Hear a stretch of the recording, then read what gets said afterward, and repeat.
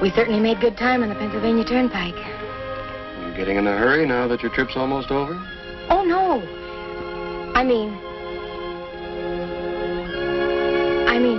I'm really enjoying seeing the country. Well, remember one thing.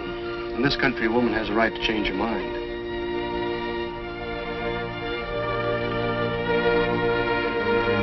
Well, we're coming to another post house. Last stop before Philadelphia.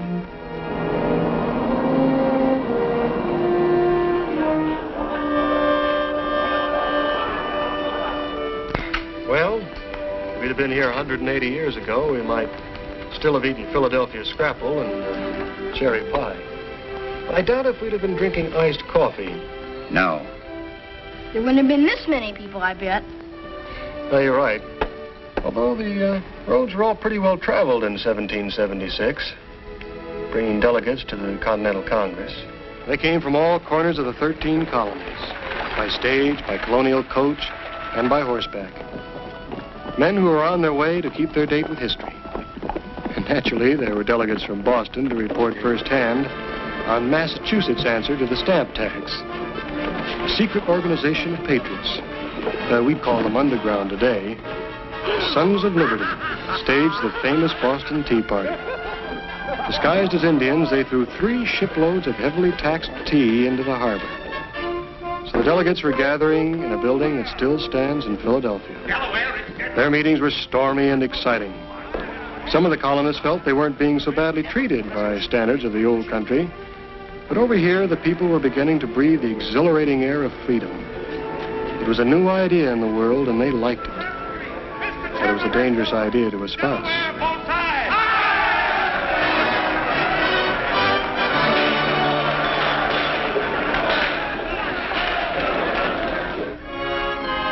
The signing of the Declaration of Independence, making all men free and equal.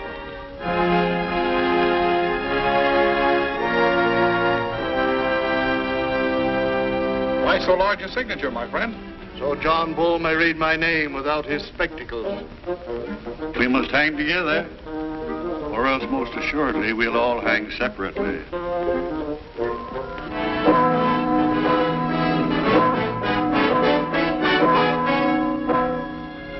You can see that same Liberty Bell in Philadelphia today. In Independence Hall, where America became the first free nation on earth. Hey, I want to go get some chewing gum. Go ahead.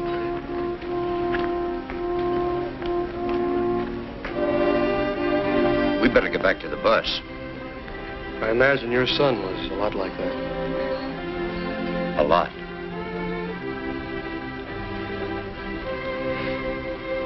I have an idea. You know, there are shrines and memorials to all our wars. America is still paying the price for liberty even to this year of 1900 and now. Let's get to the point. Gladly. I think we ought to take a short side trip, you and I. There's a bus waiting. Trust me. You'll be glad of it the rest of your life. All right.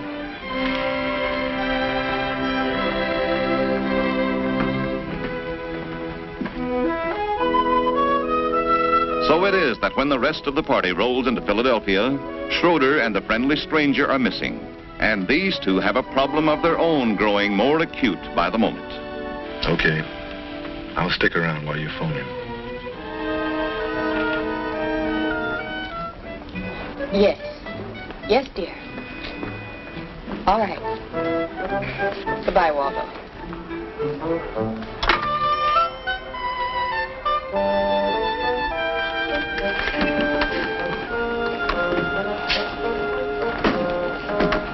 Mary? Did you tell him about us? I couldn't. Not just like that. Maybe that'll help you make up your mind. Thanks. It does. You and your football manners.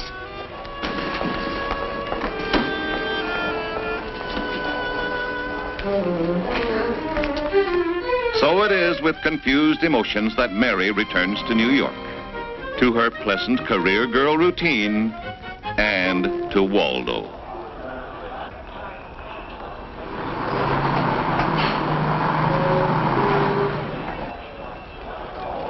Mary! Hello, Waldo.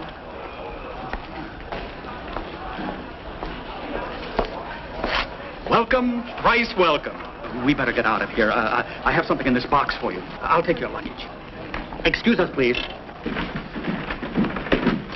I trust you feel completely rejuvenated. There are a great many things at the office that require attention. What's the matter? Waldo, I've got to tell you something. Yes, my dear. Then I'll be going back to Philadelphia. To Philadelphia?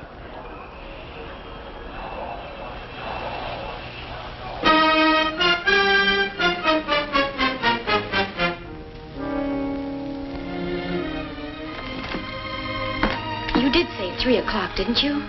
He better be here at 3, and he better sign that contract. He will.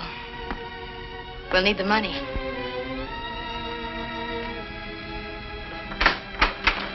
Good news, honey. Here I am. Could tell the old man. Mary. Now, what kind of language is that?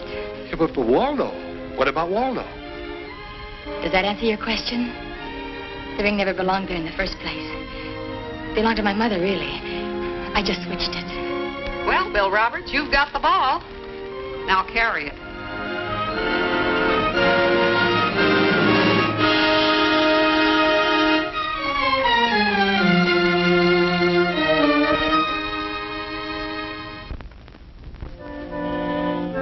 This is the mysterious destination to which the stranger has lured Fred Schroeder.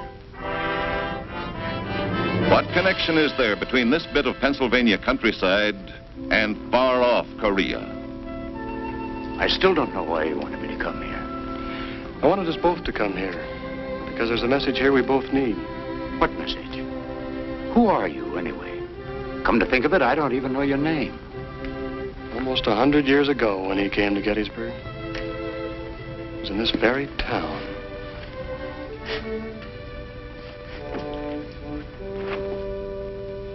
You're comfortable, Mr. President? Mrs. Wills and I want this night to be as easy for you as it will be memorable for us. That's very kind of you, Judge.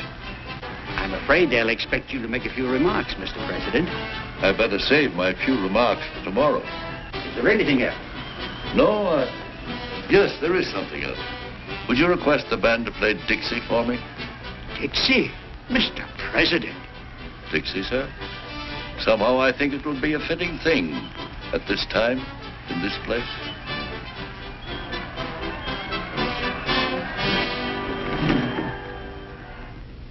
Fellow citizens, the president is very tired, and he'd like to be excused until tomorrow. He asks that the band play Dixie. Dixie? Why, what does he mean by that? Don't you know that Gettysburg's in Pennsylvania?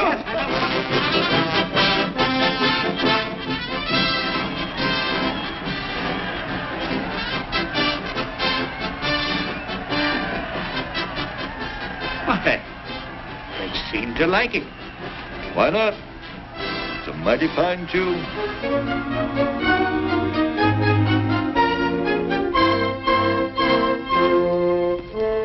I think you can hear it here. Listen.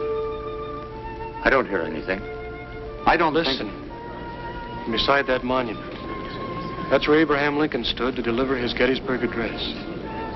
You can hear the murmur of the crowd gathered before the speaker's platform. Now, they're quieting now.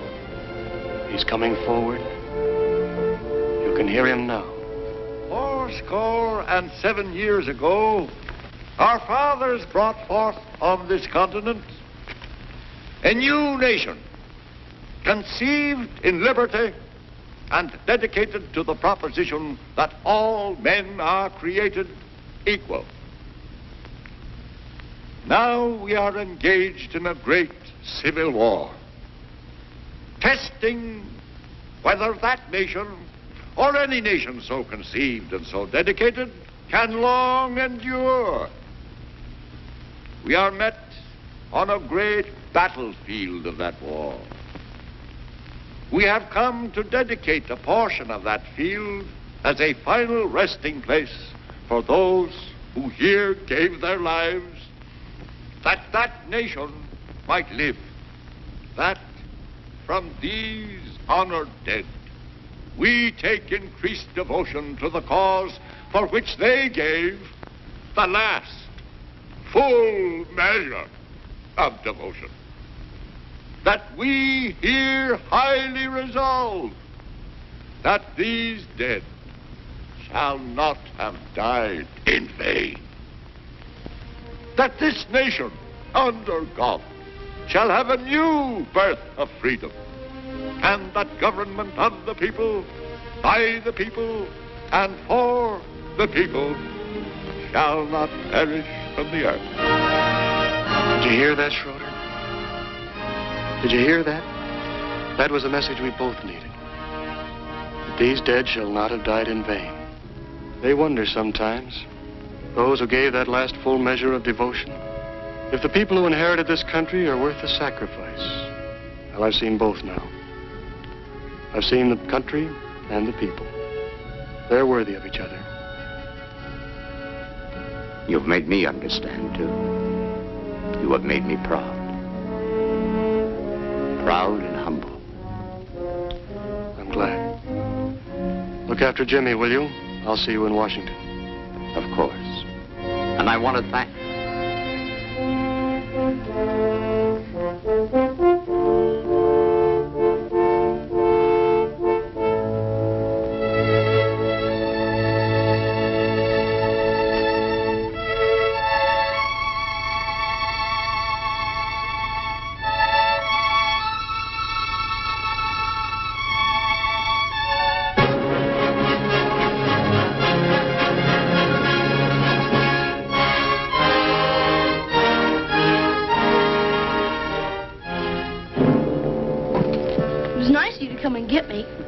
I wanted you here with me, Jimmy. That's the tomb of the unknown soldier. The guard always there? Always. And over there lie other heroes. The unknown of the war between the states and other wars. Is this where we're supposed to meet him? I thought we might. He said he'd see us again. Come to think of it, he didn't say we'd see him.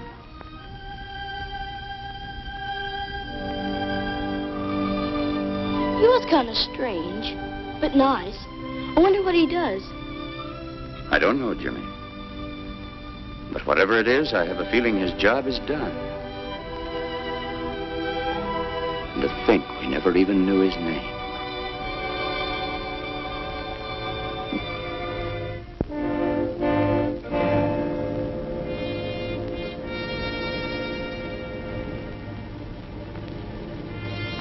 His name, like the words of President Harding when he dedicated this spot, the name of him whose body lies here took flight with his imperishable soul.